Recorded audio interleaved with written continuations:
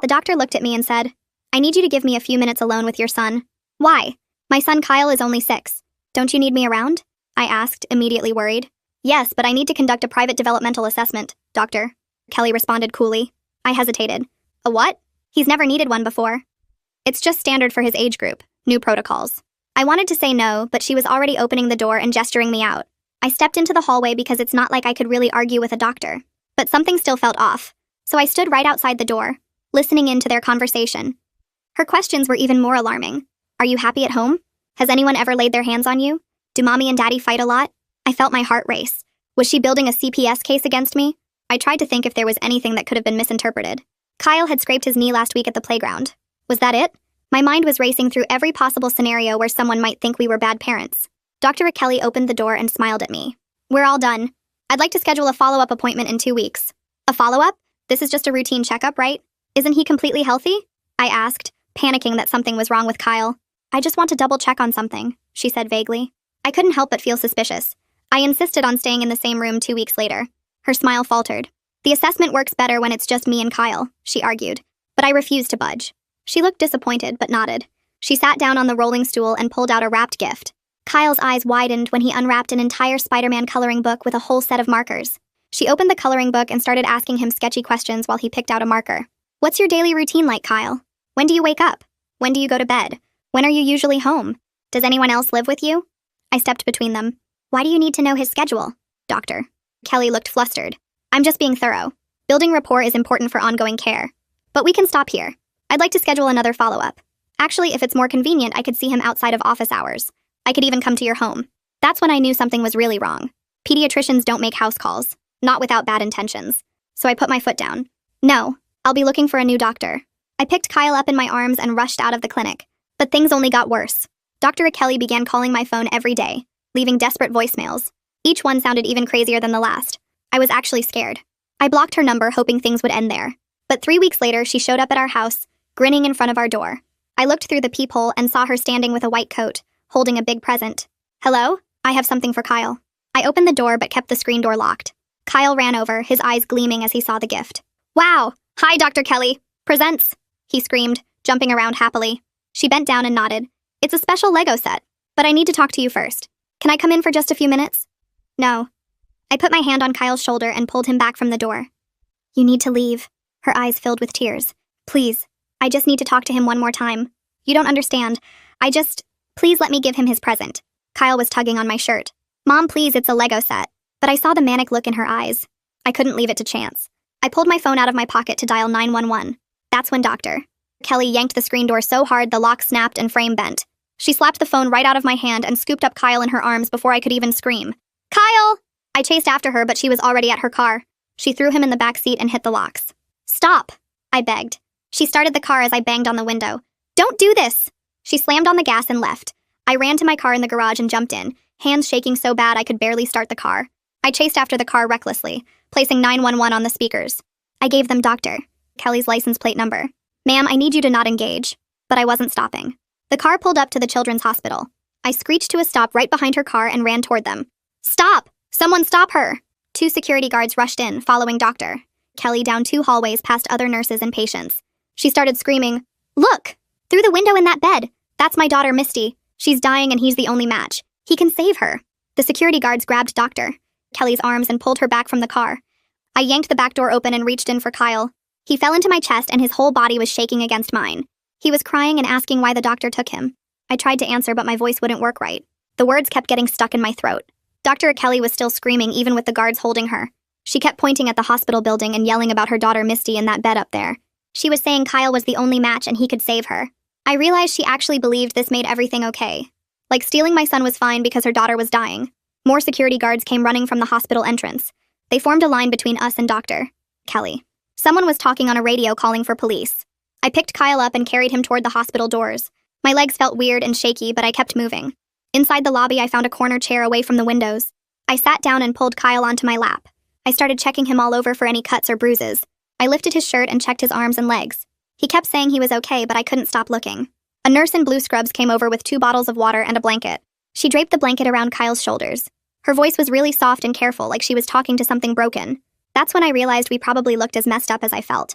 Kyle was still crying a little, and I was shaking so bad the water bottle rattled in my hand.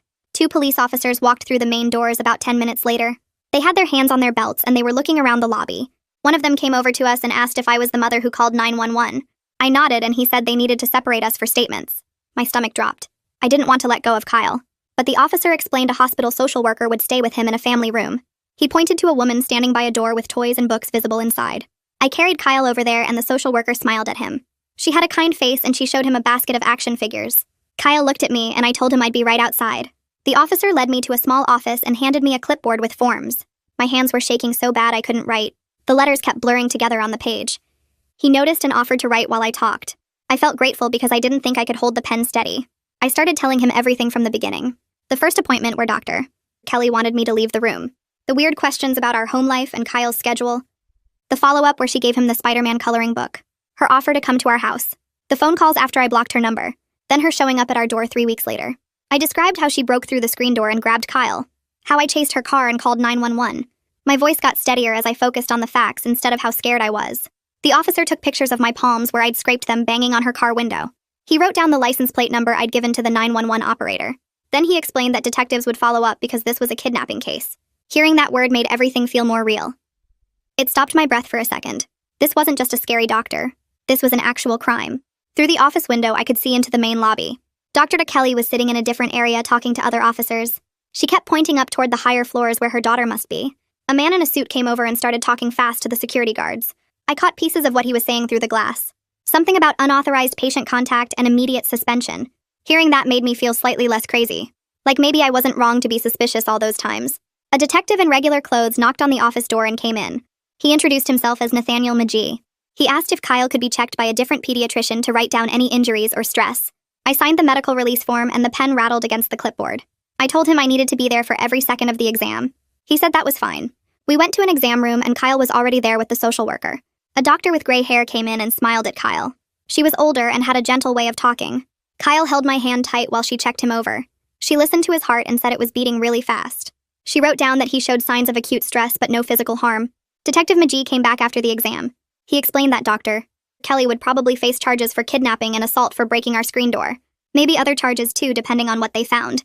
He said we needed to come to the station tomorrow for recorded statements, but we could go home now if we felt safe. I almost laughed at that question. I wasn't sure I'd ever feel safe again. But I nodded because Kyle needed his own bed. My phone started ringing while we were still in the exam room. It was Darren. His voice sounded sharp and scared. He said a neighbor saw police cars at our house. I tried to explain everything in short bursts. Detective McGee was standing there watching me with a sympathetic look. I told Darren about the screen door and the chase and the hospital.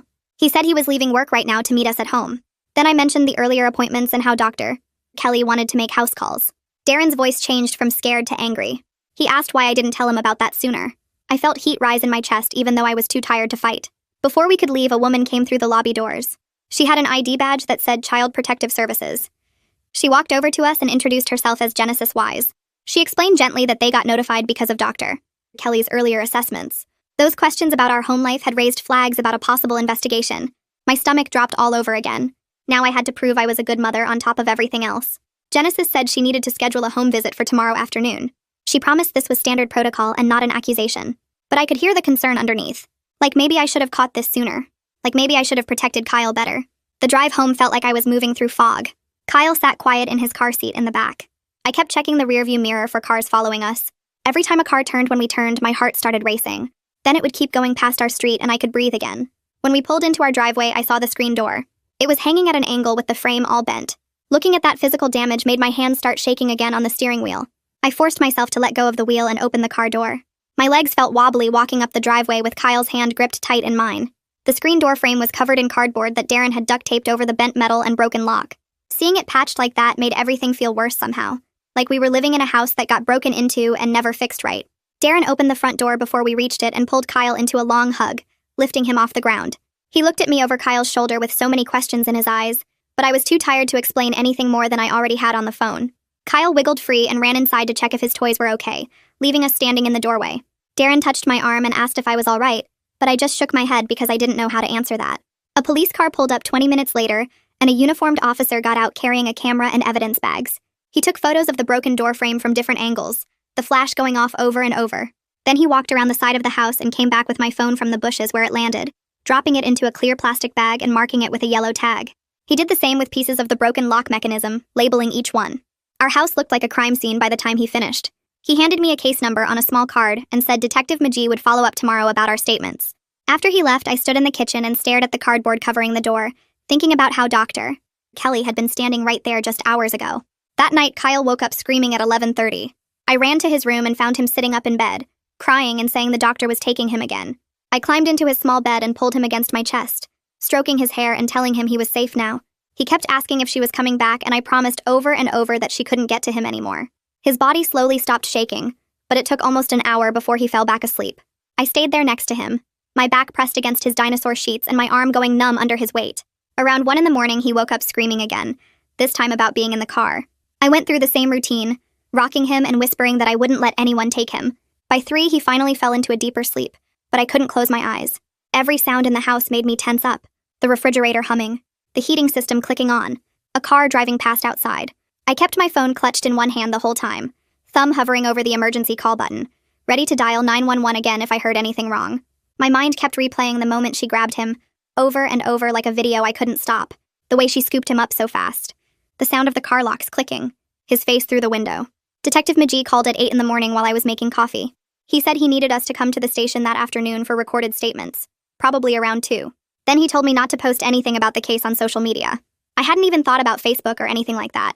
But as soon as he said it, I realized other parents from the clinic would probably start asking questions when they heard about police at the hospital. He also mentioned that Children's Hospital had started their own investigation into how Dr. Kelly had access to Kyle and what happened with her employment there. That felt like something, but also like nothing, because it didn't explain why nobody caught this before she actually grabbed my kid. I thanked him and hung up, then just stood there holding the phone and wondering how many other families she might have done this to. Kyle came downstairs in his pajamas asking for cereal. While Kyle ate his Cheerios at the kitchen table, I sat down with a notebook and forced myself to write everything down about those earlier appointments. The first one where she wanted him alone for the developmental assessment. All those questions about whether anyone hurt him at home, whether we fought a lot. At the time, I thought maybe she was building a CPS case, but now I could see she was gathering information, learning our schedule, finding out when Kyle was home and who else lived with us. The second appointment when she brought those Spider-Man markers and asked about his daily routine, what time he woke up, what time he went to bed. She was mapping out his life like she was planning something. And then the offer to make house calls, to see him outside office hours. That wasn't kindness or good patient care. She wanted access to him without me or other medical staff around to see what she was doing. My gut knew something was wrong during those appointments. I felt it in my stomach every time. But I talked myself out of trusting it because she was a doctor, and I was just a worried mom who probably watched too many true crime shows. I should have listened to myself. I should have walked out after that first weird assessment instead of going back. At the police station, Detective McGee walked us through the process for filing an emergency restraining order. The forms asked for specific incidents and dates, so I wrote down everything. The broken screen door with the time it happened, the abduction attempt at the hospital, the house call offer that crossed boundaries, the phone calls after I blocked her. Kyle sat in a bright waiting room down the hall with a victim advocate who had toys and coloring books. I was glad he didn't have to sit there listening to me describe the worst parts again. Detective McGee was patient while I filled out each section, checking that I included enough detail. He explained that the judge would review it quickly, probably by tomorrow, and we'd get a temporary order while waiting for a full hearing. The paperwork felt both important and useless at the same time. Important because it was official protection. Useless because a piece of paper wouldn't actually stop someone who already broke through our door. But I signed everything and handed it back, hoping it would at least create consequences if she tried to contact us again. That afternoon, my phone rang with a number I didn't recognize. A woman named Deborah Stokes introduced herself as someone from the hospital's risk management department. She said Dr. Kelly had been suspended immediately while they investigated what happened. Her voice was professional, but I could hear the concern underneath, like she was worried about the hospital getting sued. She asked careful questions about our appointments. Had I signed any unusual consent forms? Had Dr. Kelly ever asked me to authorize anything out of the ordinary? I told her about the developmental assessment and the house call offer. I heard typing in the background, fast clicking like she was taking detailed notes. She promised that their patient safety committee would review all the protocols around when doctors can see patients alone and how staff access medical records. It felt like they were trying to cover themselves legally, but at least they were taking it seriously. She gave me her direct number and said to call if I remembered anything else that seemed wrong about our interactions with Dr. Kelly. The next day, a doctor named Wu Logan called me through Detective McGee. He said he was a transplant physician and wanted to discuss the medical ethics of what happened, if I was willing. We met at a small office in a medical building that wasn't connected to Children's Hospital. He had gray hair and a calm way of talking that made me feel less defensive. He explained that real bone marrow donation requires extensive informed consent from everyone involved. Genetic counseling, psychological evaluation, Multiple appointments where they make sure the donor and the family understand all the risks. He said even if Kyle had been a match for her daughter, coercing or tricking a family into donation violates every ethical standard in transplant medicine. Any tissue obtained through Dr. Kelly's methods would be completely inadmissible for transplant anyway. The transplant center would never accept it. She couldn't have used whatever she got from Kyle even if her plan had worked. He emphasized that he wasn't defending her actions, just helping me understand that legitimate donation is nothing like what she tried to do. I felt a little better knowing that proper donation involves so much protection for donors, but it also made me realize how far outside normal boundaries she had gone. 3 days after the hospital incident, Detective McGee called with news that made my stomach turn. The crime lab had analyzed those Spider-Man markers Dr. Kelly gave Kyle during the second appointment. They found traces of saliva on the marker tips. He explained that she probably had Kyle test them by putting them in his mouth briefly, which would collect cheek cells for genetic testing. The lab was still analyzing whether she actually got usable DNA, but the intent was obvious. I felt sick remembering how excited Kyle was about those markers, how she turned his trust and happiness into a tool for her plan. She coached my 6-year-old to give her a DNA sample without him or me knowing what was happening. That felt even more violating than the physical grabbing somehow. The grabbing was violent and scary, but at least it was obvious. This was sneaky and manipulative, using his innocence against him. Detective McGee said this would likely add charges related to unauthorized genetic collection and possibly child endangerment depending on what the prosecutor decided.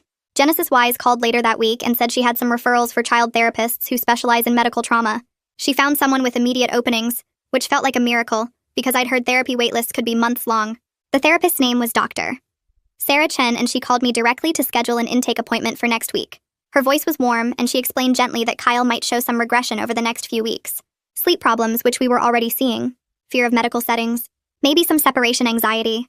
She said kids are really resilient when they have proper support, and that gave me the first small bit of hope I'd felt since this whole thing started. She asked some basic questions about Kyle's personality and what happened, taking notes.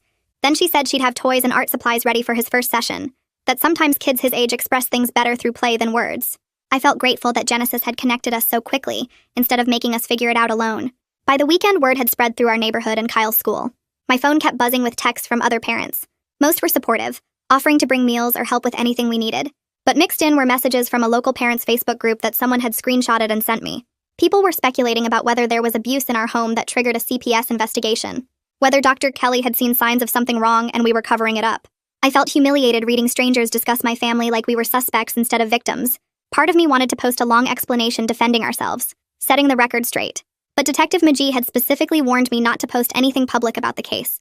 So I just had to sit there and let people gossip, knowing some of them would probably always wonder if maybe we did something wrong.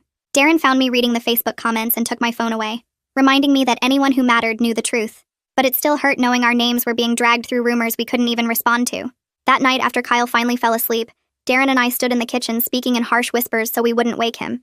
He wanted to sue the hospital right away, get money for therapy, and maybe move somewhere safer. I kept saying we needed to focus on the criminal case first. Make sure Dr. Kelly actually got punished instead of just handing us a check to keep quiet. His face was red and his hands kept clenching into fists. He said we needed the money now, that his boss was already giving him trouble about missing work, and we couldn't afford all the therapy Kyle was going to need.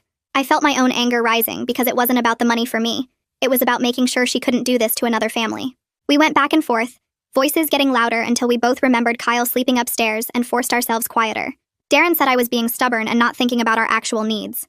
I said he was being selfish and only caring about bills instead of justice. Then we were both crying, exhausted and scared, sitting at the kitchen table with our heads in our hands. Neither of us could admit the other might have a point, because we were both so tired and afraid that we couldn't see past our own panic. Eventually, we just went to bed without resolving anything, lying on opposite sides with our backs to each other.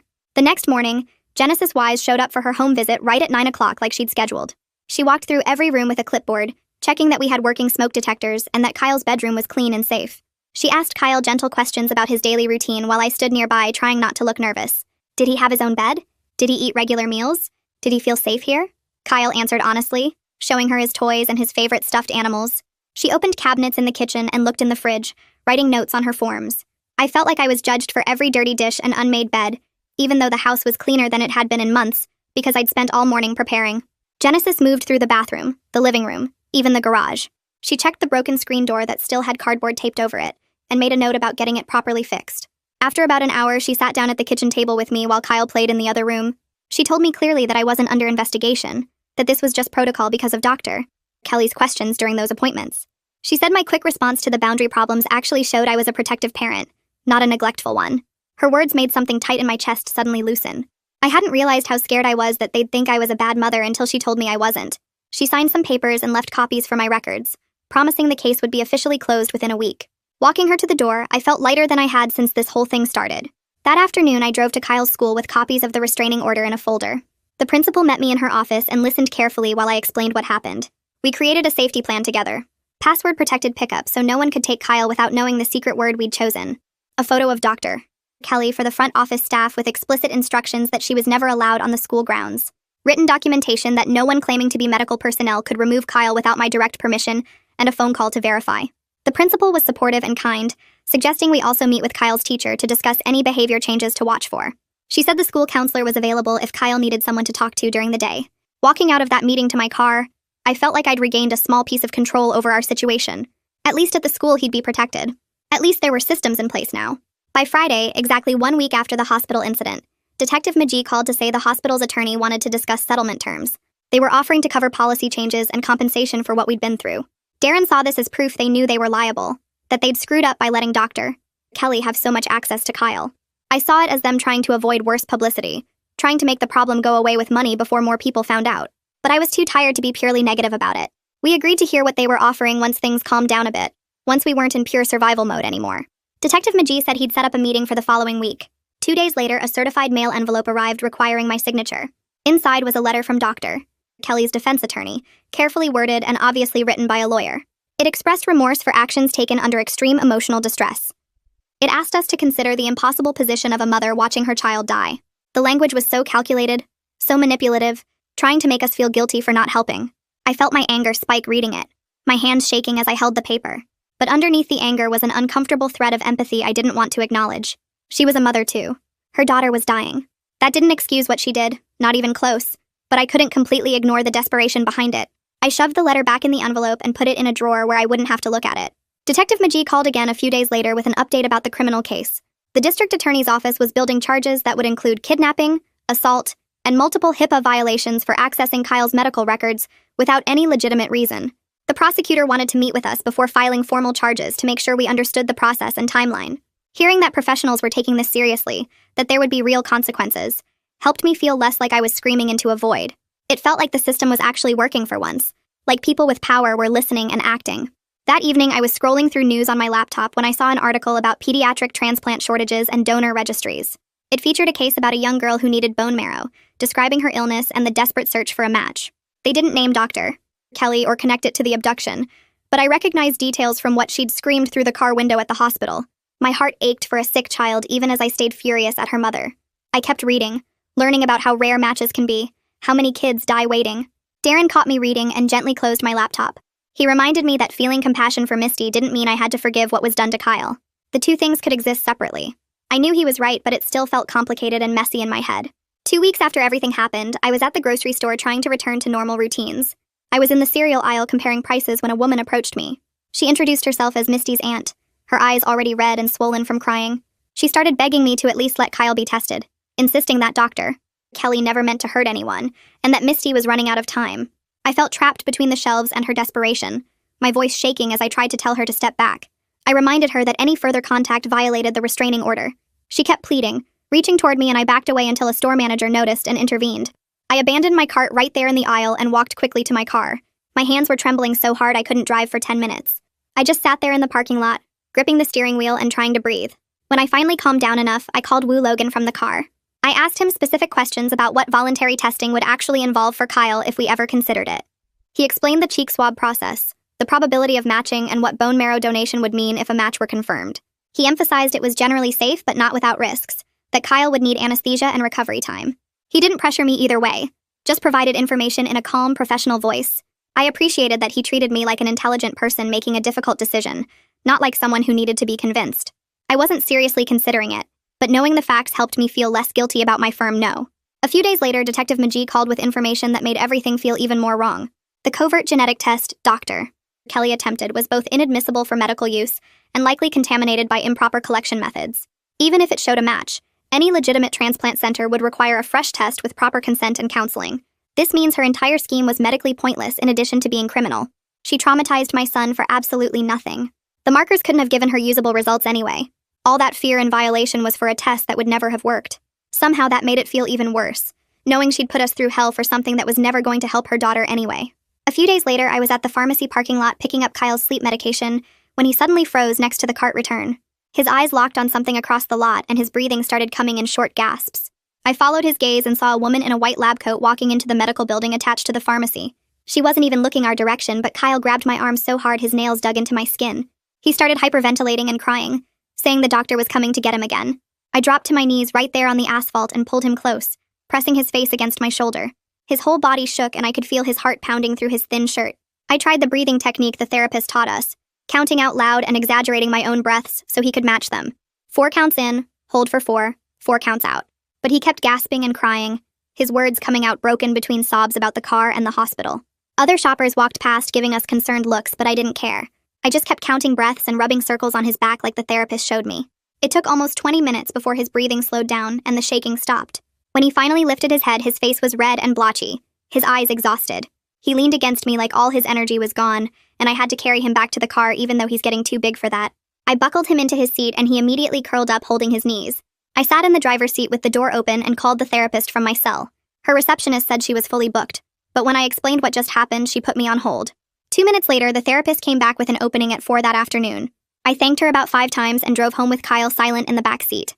At the session that afternoon, the therapist gave Kyle a small weighted stuffed animal, a blue dog that fit in his palm. She explained that the weight would help ground him when he felt scared, and that he could squeeze it as hard as he needed. Kyle held it the entire drive home and took it to bed with him that night. The next evening, Darren came home from work looking more stressed than usual. We got Kyle settled with his dinner and cartoons in the living room and sat down at the kitchen table with our own plates. Darren pushed his food around for a minute before admitting his boss had pulled him aside that morning. Apparently his performance had been slipping and he'd missed too many days. His boss understood about the family emergency, but made it clear the company needed him focused, or they'd have to reconsider his position. Darren's voice got tight when he said he couldn't afford to lose this job on top of everything else. He brought up the hospital settlement again, saying we should just take whatever they offered quickly. The money would give us a cushion if he did get fired, and we could stop worrying about one thing at least. I understood where he was coming from, but something in me resisted being rushed. I didn't want the hospital to get off easy just because we were desperate. We went back and forth for a while, both of us getting frustrated, until finally we agreed to at least hear their full offer before making any decisions. We needed to approach this as a team, even though we were both falling apart in different ways. Kyle called from the living room asking for more juice, and we both got up, grateful for the interruption. 3 days later, we met with the prosecutor at her office downtown. She was a thin woman in her 40s with glasses and a no-nonsense attitude. She laid out folders on the conference table and explained that the DA was building a strong case, but we needed to be prepared for what the defense would argue. She said, "Dr. Kelly's attorney would likely claim that our parenting created opportunities for access, and that we should have recognized warning signs sooner." The words hit me like a slap, and I felt shame flooding through my chest even though I knew it wasn't fair. The prosecutor must have seen my face change because she immediately added that this was just standard defense tactics and not a reflection of reality. She was preparing us for the emotional toll of having our choices questioned in court. She emphasized that the evidence clearly showed Dr. Kelly's predatory behavior, and that blaming parents were a common strategy that rarely worked. I appreciated her honesty even as I dreaded actually sitting in a courtroom hearing someone say those things out loud. Darren reached over and squeezed my hand under the table. The prosecutor spent another hour walking us through the timeline and what to expect at the preliminary hearing. When we left, I felt both validated and exhausted, knowing this process was going to be even harder than I'd imagined. 2 weeks later, Deborah from the hospital called my cell while I was folding laundry. She informed me that the state medical board had formally opened an investigation into Dr. Kelly's license. The hospital had also fully revoked her clinical privileges pending the outcome of both the criminal case and the board review. It felt like a real consequence finally, even though Deborah cautioned that the process could take months. I asked whether other families should be notified if their children had been Dr. Kelly's patients. Deborah said the hospital was already reviewing all of her recent cases for any similar boundary violations. She promised they were taking this seriously and implementing new protocols around unsupervised assessments. After we hung up, I stood there holding my phone, feeling like maybe the system was actually working for once. The next afternoon, my cell rang with a number I didn't recognize. I answered, and a woman's voice immediately launched into questions about the pediatrician transplant case. She identified herself as a reporter from the local newspaper and asked if I'd be willing to comment. I felt my stomach drop and asked how she got my number. She deflected and tried again to get me to confirm details about the abduction and Dr. Kelly's daughter. I said I had no comment and hung up, my hands shaking. I immediately called Detective McGee and told him what happened. He sighed and said media attention was inevitable given the unusual circumstances, but reminded me I had absolutely no obligation to participate. He suggested a simple no-comment response to any future calls, which felt like permission to protect our privacy. He also said he'd look into how the reporter got my personal number since that information should have been protected. That same week, an anonymous package appeared on our front porch. I saw it through the window when I got home from picking Kyle up at the school. My first instinct was panic, and I immediately called the police before even touching it. 2 uniformed officers arrived within 15 minutes and carefully opened the box on our lawn. Inside were 3 children's books about being brave, with bright, colorful covers and positive messages. There was no note and no return address. The officers photographed everything and took the books as potential evidence, even though they said it was probably just a well-meaning gesture from someone who'd heard about our situation. But standing there watching them document it, I couldn't stop shaking. In my current state, everything felt like a threat. One of the officers, a younger guy with kind eyes, told me this was a completely normal trauma response. He said my brain was in hypervigilance mode, trying to keep Kyle safe, and that it would ease up over time. His words helped me feel slightly less crazy, but I still checked the porch 3 times that night before bed. A few days after that, Detective McGee called and asked if I could meet him at Dr. Kelly's clinic to walk through exactly what happened during each appointment. I didn't want to go back there, but I understood why he needed me to reconstruct the timeline. Darren stayed home with Kyle, and I drove to the clinic alone, my stomach in knots the whole way. Detective McGee was waiting in the parking lot, and we went inside together. The clinic manager met us looking nervous and cooperative, clearly worried about liability. Walking into that exam room where Dr. Kelly had asked Kyle all those invasive questions made my skin crawl. The walls were still the same cheerful yellow with cartoon animals painted near the ceiling. I forced myself to stand in the spot where I'd interrupted her questioning and described exactly what I'd heard and seen. Detective McGee took detailed notes and photographed the room from different angles. We requested security footage from the hallways, and the manager immediately agreed, saying she'd have IT pull everything from the relevant dates. She kept apologizing and saying they had no idea Dr. Kelly was behaving inappropriately. I believed her, but it didn't make me feel any better about how long the behavior had gone unnoticed. About a week later, Detective McGee called with new information that made everything feel even more calculated. The hospital's IT department had pulled audit logs showing that Dr. Kelly accessed Kyle's electronic medical chart multiple times outside of appointment dates. She'd looked at his birth records, his family history, his blood type, all without any legitimate medical reason. Each unauthorized access was a separate HIPAA violation, and the pattern showed clear premeditation. This wasn't a desperate mother having a sudden breakdown. This was someone who'd been planning and gathering information over weeks. Detective McGee said the DA was adding the HIPAA violations to the charges, and that this evidence would be hard for the defense to explain away. I felt a strange sense of vindication hearing this. My instincts had been right all along. Something had been wrong from that very first appointment, and now there was proof. The court date for the permanent restraining order finally arrived about a month after the abduction attempt. I had to sit in the same courtroom as Dr. Kelly for the first time since that day at the hospital. She sat at the defense table looking exhausted and hollow, her hair pulled back in a messy ponytail.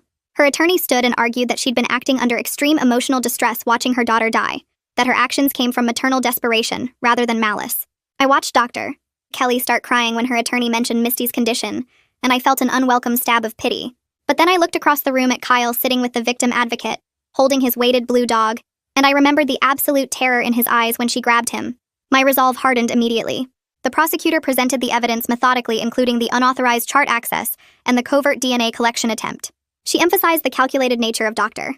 Kelly's behavior and the ongoing threat to our family's safety. The judge listened carefully to both sides, taking notes and asking occasional questions. When the judge finally spoke, he granted a 1-year restraining order with specific provisions. Dr. Kelly could only access medical facilities for her daughter's care, and only under supervision. She had to stay at least 500 feet from our home, Kyle's school, and any location where we had regular appointments. The order wasn't permanent, but it was something concrete. Walking out of the courthouse afterward, I felt both relieved and unsettled. This was just one piece of a much longer process, and I knew we had months of legal proceedings still ahead. Darren put his arm around my shoulders, and we walked to the car together, Kyle between us holding both our hands. I gripped the steering wheel tighter as we drive away from the courthouse, my mind already churning through what comes next instead of celebrating the small victory we just won. 2 days later, I find myself walking through the hospital corridors on a different floor entirely, telling myself I'm just cutting through to reach the parking garage faster. But my feet slow down when I pass the pediatric intensive care unit wing, and I see the name on the door directory. I shouldn't look, but I do anyway. Glancing through the observation window into one of the rooms where a small figure lies surrounded by beeping machines and IV poles. The girl has no hair, and her skin looks pale against the white sheets, and even from this distance I can see how thin her arms are. This is Misty. This is the child doctor Kelly was trying to save when she grabbed my son. My chest tightens with an emotion I don't want to name because it feels like betraying Kyle to feel anything except anger. She's just a kid who didn't ask to be sick and didn't ask her mother to do something terrible. But understanding why Dr. Kelly acted doesn't make what she did okay, and it doesn't erase the fear in Kyle's eyes when she took him. I turn away quickly before anyone notices me standing there, and I walk fast toward the exit, carrying the complicated mess of those feelings with me like a weight I can't put down. When I get home that evening, Darren is waiting in the kitchen with a serious expression that tells me he's been thinking about something all day. He suggests we should consider moving to a neighboring town where Kyle could start over at a different school without everyone knowing him as that kid whose doctor tried to kidnap him. I feel my shoulders tense up immediately because moving feels like running away and letting Dr. Kelly win somehow. I tell him that uprooting Kyle from his friends and everything familiar would just add more trauma on top of what he's already dealing with. Darren argues that a fresh start might be exactly what Kyle needs, and that staying here means constantly running into people who know what happened. We go back and forth until both our voices are raised and we're saying the same points over and over, getting nowhere except more frustrated. Finally, we both run out of steam and sit at the kitchen table in exhausted silence. I suggest we wait and ask Kyle's therapist what would actually be better for him instead of just guessing. Darren agrees to that compromise and we leave it there for now. Neither of us happy, but at least not fighting anymore. 3 days later, Genesis Wise comes by for what she says will be her final home visit. She walks through the house one more time, checking the new lock on the screen door and noting all the safety measures we've put in place. She sits down with us at the dining table and tells us officially that the CPS case is closed because our home is safe and we've done everything right to protect Kyle. She mentions how quickly we responded to the threats and how we got Kyle into therapy right away, and she says those actions show good protective parenting. Before she leaves, she hands me a letter on official letterhead, stating that the investigation found no concerns about our parenting and that the case is closed. I fold that letter carefully and put it in a file folder in my desk drawer, treating it like some kind of shield against future accusations, even though Genesis tells me I won't need it. But I feel better having it there anyway, proof in writing that we didn't do anything wrong. The next afternoon, my phone rings with a number I recognize as the hospital transplant department. I answer cautiously and hear Wu Logan's voice telling me he has some unexpected news. He explains that a potential bone marrow match for Misty has been found through the National Registry, someone who lives across the country and has no connection to our family at all. The donor is going through additional testing to confirm they're compatible, and if everything checks out, Misty could receive a transplant within a few weeks. I feel this strange rush of relief flood through me, knowing for certain now that Kyle is completely out of the picture, and that Misty might actually get help from someone who chose to donate properly. I thank Wu for letting me know, and after we hang up, I sit there for a minute feeling like maybe this whole nightmare could have an ending where everyone gets something they need.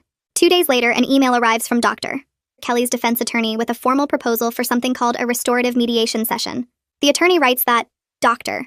Kelly wants a chance to make a direct statement to us explaining her actions and taking accountability as part of her rehabilitation process. I read the email 3 times trying to figure out if this is genuine remorse or just a legal strategy to make her look better in court. I mention it to my therapist at my next appointment, and she suggests that mediation could provide closure if I go in with very clear boundaries about what I will and won't accept. But when I bring it up to Darren that night, he's immediately against it, calling it manipulation and saying, Dr. Kelly doesn't deserve any more of our time or attention. We agree to think about it separately before making any decision, because we're both too raw to discuss it calmly right now. The following week, I'm sitting in the waiting room during Kyle's therapy session when he comes out early looking confused. The therapist asks if she can speak with me privately and brings me into her office while Kyle goes back to the play area. She tells me that Kyle mentioned something concerning during their session about the Spider-Man markers Dr. Kelly gave him at that second appointment. Apparently, Kyle said the markers tasted like medicine when he tried them. The therapist's whole demeanor changed when she heard that, and she asked Kyle to describe exactly what happened. Kyle explained that Dr. Kelly told him to test if the markers worked by putting the tip in his mouth briefly to see if the color showed up on his tongue. My stomach turns over as I realize what she did, how she coached my 6-year-old son to give her a DNA sample without him even knowing what was happening. The therapist is already typing notes into her computer, and she tells me she's required to share this information with Detective Magee because it's potential evidence of additional manipulation and coercion. I feel sick driving home because every time I think I understand the full scope of what Dr. Kelly did, another layer gets revealed that makes it worse. Detective Magee calls me the next morning to confirm he received the therapist's report and that he's passing it along to the district attorney's office. He explains that this new detail about coaching Kyle to provide DNA makes the case even stronger and shows more premeditation than they originally thought. A week later, Detective Magee calls again with an update that the DA has filed formal charges including kidnapping, assault, unauthorized genetic collection, and multiple HIPAA violations for accessing Kyle's medical records without legitimate reason. He mentions that Dr. Kelly's attorney had been pushing hard for a plea deal with reduced charges, but these new details about the markers have made the DA less willing to negotiate leniently. The case is now on track for a preliminary hearing where they'll present evidence to a judge. Detective Magee warns me that we'll likely need to testify at some point and that the process could take several more months. I feel both vindicated that the system is taking this seriously and exhausted at the thought of more court dates and reliving everything again. That same afternoon, the prosecutor calls and asks if I'd be willing to prepare a victim impact statement to be read at sentencing if there's a conviction or if Dr. Kelly takes a plea deal. She explains that the statement should describe in my own words how the crime affected our family.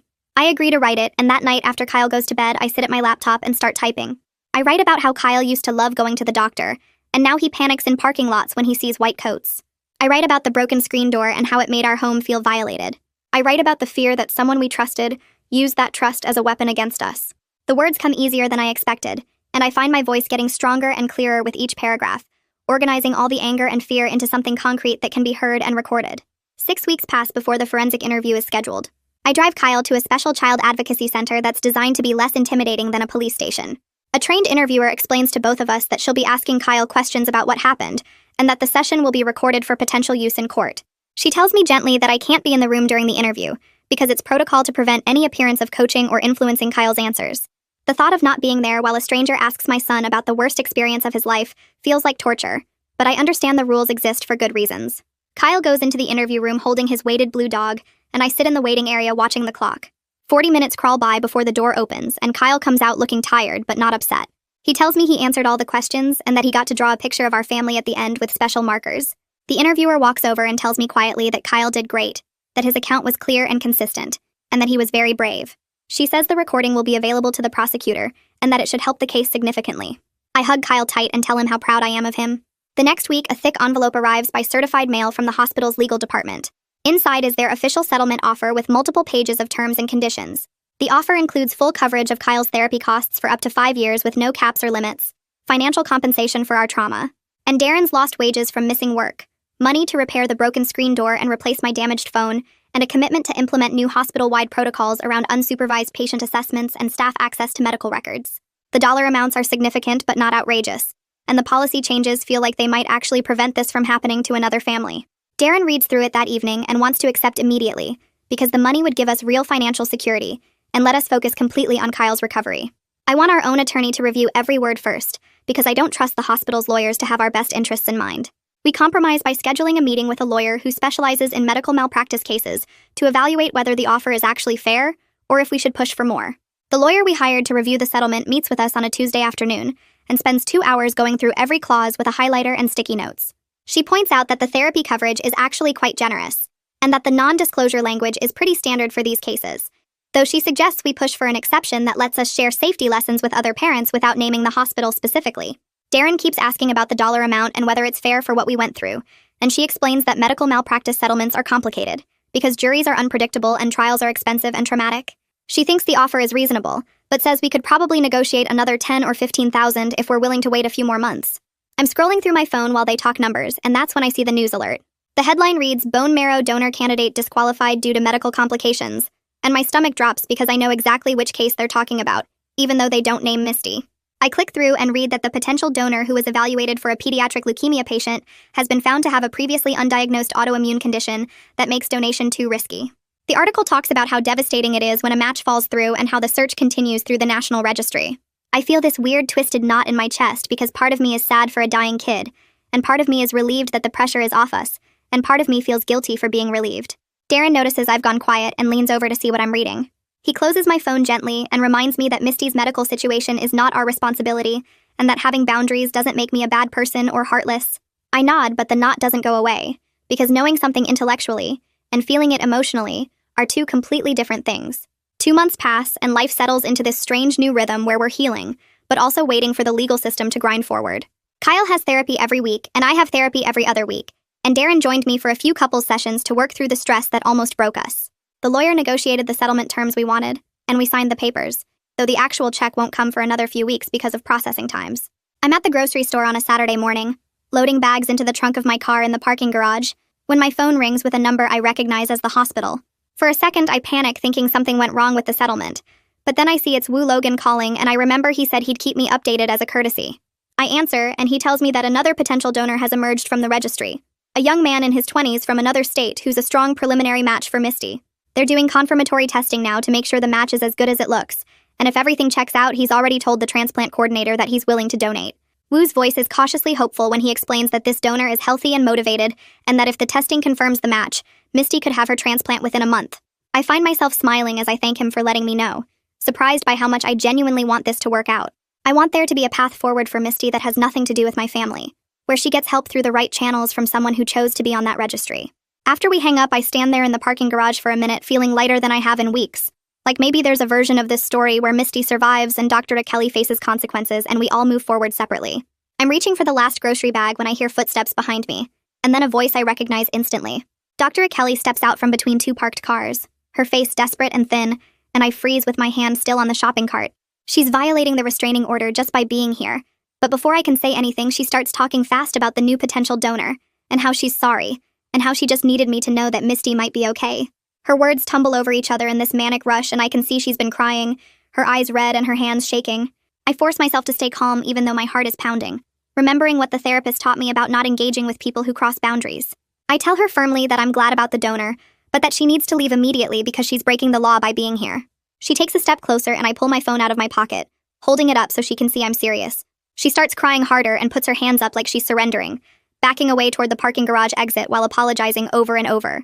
I dial 911 and give them my location and a description of her car, watching as she gets in a gray sedan and drives away. The operator stays on the line with me until a police car arrives about 10 minutes later, and I'm shaking by then, but I'm also weirdly proud of myself for staying composed and calling for help, instead of yelling or engaging. The police take my statement right there in the parking garage and radio in Dr. Kelly's license plate number and vehicle description. Within an hour, Detective Magee calls me to say they located and detained her at her apartment based on my information. He explains that the DA is filing an emergency motion to revoke her bail, or at least impose much stricter conditions because she violated the restraining order in a pretty clear way. I have to go down to the station that afternoon to give a formal statement, and I describe the parking garage encounter in as much detail as I can remember. I emphasize that she didn't threaten me directly or try to touch me, but that her presence felt threatening given everything that happened before. My hands are shaking while I sign the statement form, and Detective Magee notices, offering me water and telling me I did exactly the right thing by calling immediately. He says the violation is serious because it shows she's not respecting the court's orders and that the judge will probably come down hard on this. I leave the station feeling drained but also strangely empowered, like I proved to myself that I can handle scary situations without falling apart. The emergency hearing happens the next day, and I have to testify about the parking garage encounter. The judge listens to my description, and then to Dr. Kelly's lawyer trying to explain that she only wanted to share good news and meant no harm. The judge cuts him off and says that intent doesn't matter when someone violates a restraining order and that Dr. Kelly has shown she can't be trusted to stay away from my family.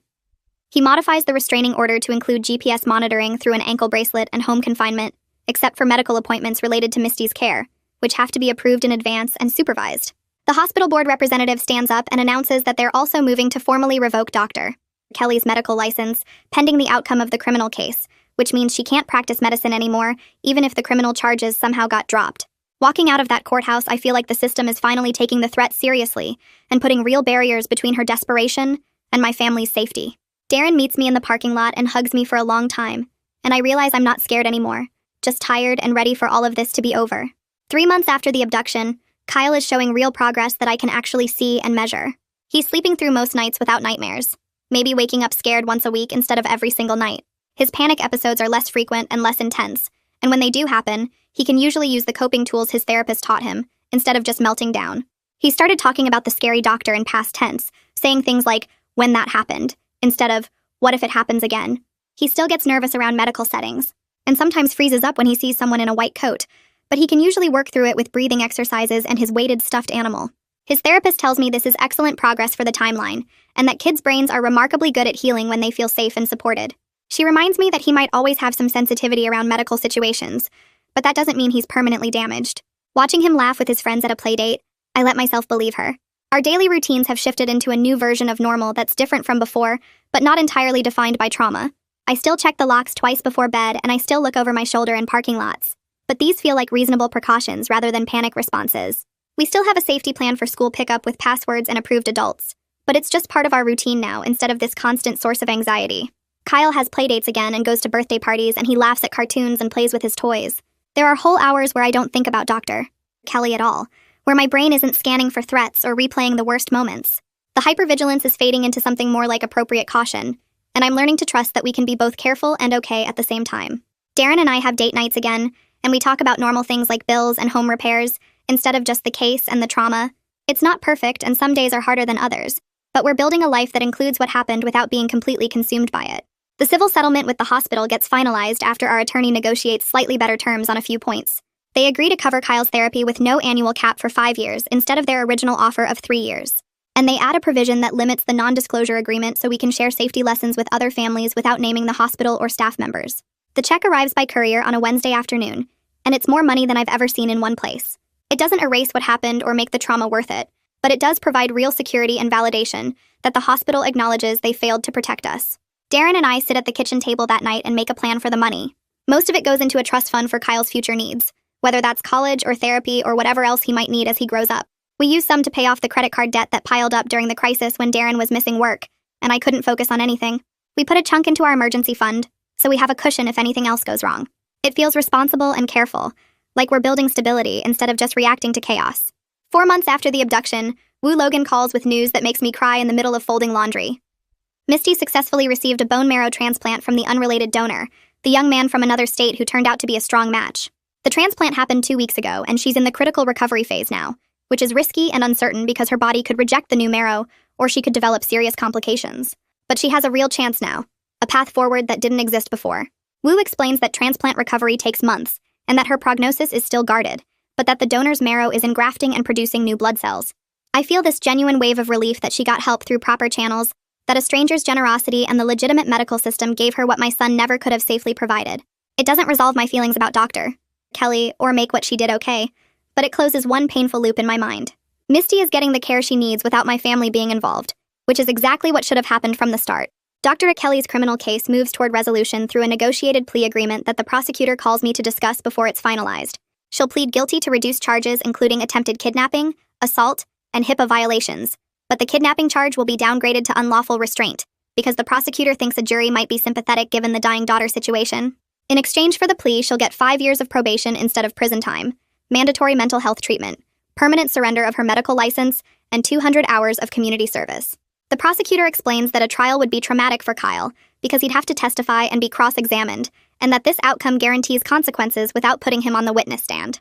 I struggle with whether this is enough justice, whether probation feels too light for someone who grabbed my child and drove away with him. But when I think about Kyle having to sit in a courtroom and answer questions about the scary doctor while she stares at him from the defense table, I know I can't put him through that. I tell the prosecutor I'll agree to the plea deal because protecting Kyle from further trauma matters more than punishing Dr. Kelly perfectly, even though part of me will always wonder if we let her off too easy. Darren and I sit in the counselor's office 2 weeks after the plea deal, both of us stiff in the uncomfortable chairs. The counselor asks us to describe one moment during the crisis when we felt most alone, and Darren says it was when I wouldn't let him help make decisions about Kyle's therapy. I feel defensive heat rise but force myself to listen as the counselor points out that we were both trying to protect Kyle in different ways. She gives us homework about checking in with each other before making big choices, and we practice the script right there in her office, stumbling over the words like we're learning a new language. Over the next several weeks, we keep showing up, even when it feels pointless, and slowly we start talking about fear without it turning into blame. The counselor helps us see that the real problem was never each other, but the impossible situation Dr. Kelly put us in. Darren admits he was scared I'd blame him for not seeing the signs sooner, and I admit I was scared he'd think I was a bad mother for letting it happen. We're both learning to say those fears out loud instead of letting them fester, and it's hard work, but we're both committed to fixing what broke between us. 5 months after everything started, I stand at the kitchen window on a Saturday afternoon and watch Kyle ride his bike up and down our driveway. His laughter carries through the open window, bright and carefree, and I feel something loosen in my chest. Darren is outside at the grill, flipping burgers, and the smell of charcoal and cooking meat fills the air with ordinary comfort.